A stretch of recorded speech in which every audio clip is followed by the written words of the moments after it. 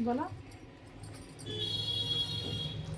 सुमन गायत्री के चैनल पर आप सभी का स्वागत है। हम लोग गाड़ी गीत गाने जा रहे हैं, आप लोग ध्यान से सुनिएगा, जो गलती होगा उसे क्षमा करिए। बहुत सुंदर है नया गीत नया गीत हम बनाकर गा रहे हैं, आप लोग सुनिएगा। हमारे मड़वे में अइले कामा जोड़ समाधि, हमरे मड़वे में अइले कामा जोड़ समाधि, मड़ही लहई नया है कामा जोड़ समाधि, मड़ही लहाई नया वे कामा जोड़ समाधि, समधि खैले बानी धनिया उनके दीदी के ले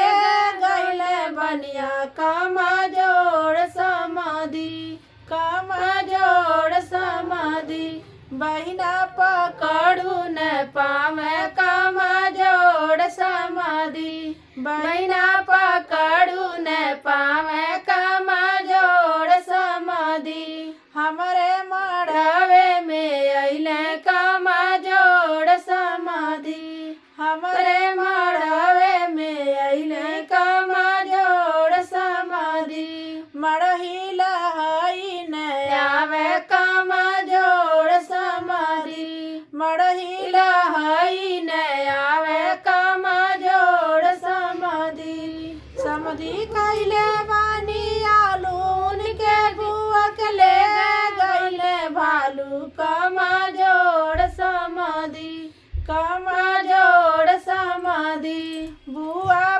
कड़ू न पावे कामा जोड़ समाधि, बुआ पकड़ू न पावे कामा जोड़ समाधि, हमारे मड़वे में अइली कामा जोड़ समाधि, मड़ही लहई न आवे कामा जोड़ समाधि, मड़ही लहऊ न आवे कामा जोड़ समाधि, समधि खैले बानी टमाटर उनके भौजी के ले गैले मास्टर कामा जोड़ समाधि, कामा जोड़ समाधि, भौजी पकड़ू न पावे कामा जोड़ समाधि, भौजी पकड़ू न पावे कामा जोड़ समाधि, हमारे मड़ रवे में अइले कामा जोड़ समाधि, हमरे मड़वे में अइली कामा जोड़ समाधि, मड़ही लहई न जाने कामा जोड़ समाधि, मड़ही लहऊ न पावे कामा जोड़ समाधि, समधि खैले बानी बोड़ा घोड़ा उनके मौसी के ले गैले घोड़ा कामा जोड़ समाधि, कामा जोड़ समाधि, मौसी पकड़ू न पावे कामा जोड़ समाधि, मौसी पकड़ू न पावे कामा जोड़ समाधि,